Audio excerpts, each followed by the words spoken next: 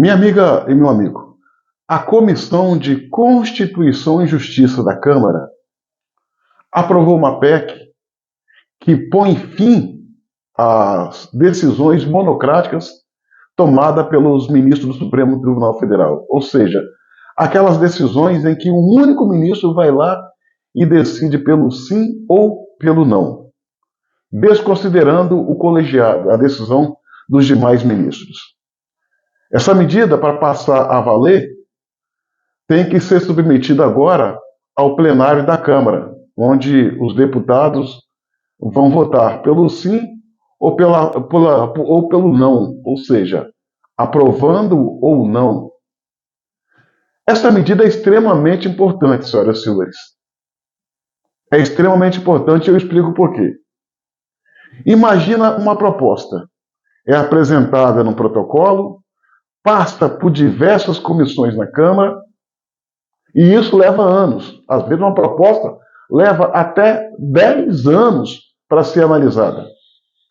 Passa sobre análise de 503 deputados federais, é aprovada. Passa pela análise e votação de 81 senadores, é aprovada. Depois vai para o Poder Executivo, para o presidente sancionar, ele sanciona.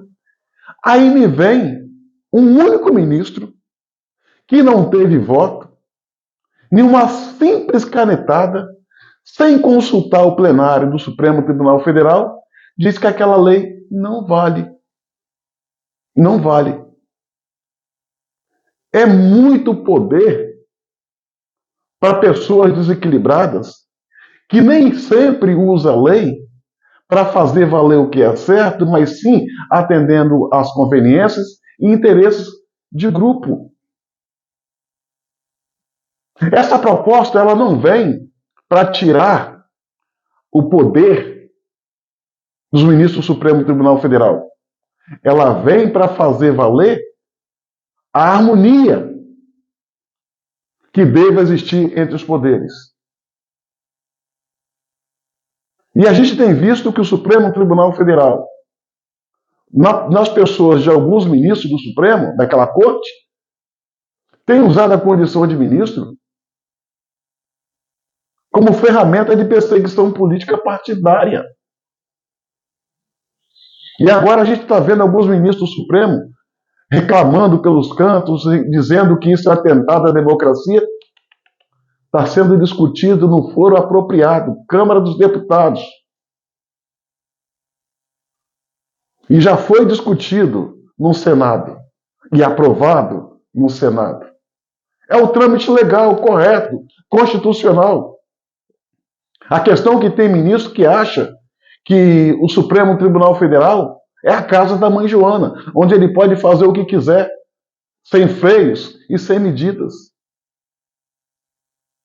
Certo de que não vai sofrer nenhuma consequência pelos seus atos. A medida é válida, é importante, para botar cada um no seu lugar e fazer com que cada ministro cumpra tão somente o seu papel. E não se faça de militante político partidário, usando o instrumento Constituição para atingir esse ou aquele adversário. A insatisfação dos ministros é tamanha, alguns deles, naturalmente, não todos, que eles já estão ameaçando os parlamentares. Estão vendo lá quem são os parlamentares que foram colocados em processos no Supremo Tribunal Federal para fazer chantagens. É justamente por esse comportamento, é justamente por essa chantagem, justamente por essas ameaças que algo precisa ser feito para que o Supremo Tribunal Federal volte a ser um poder sério. E quando eu falo um poder sério, não é a instituição em si, porque essa é digna de respeito e consideração.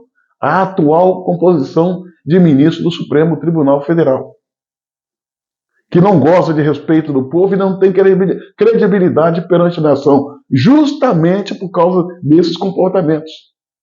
Deixe a Câmara trabalhar. É ela quem faz as leis. Aos ministros cabe apenas interpretar de acordo com a Constituição. Mas eles acham que são dono do Brasil, que estão acima do bem e do mal e que são os intocáveis. Não pode. Que essa proposta possa ir para o plenário e que seja votada. Mesmo antes, senhoras e senhores, mesmo antes de conhecer o teor da proposta, os ministros já estão falando que a proposta é inconstitucional. Mas como inconstitucional se ela está seguindo todos os trâmites legais?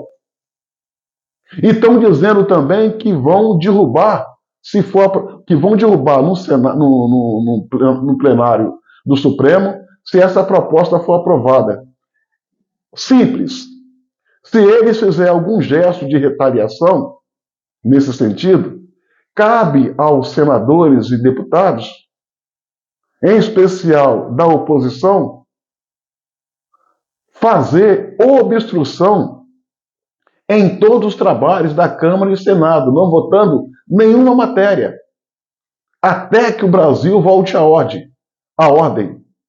E que esses homens, chamados ministros do Supremo Tribunal Federal, e lamentavelmente temos de chamar assim, embora eles não mereçam, possam tomar vergonha nas suas caras, voltar para a casinha e fazer aquilo que lhe cabe, ser o guardião da Constituição. Simples assim.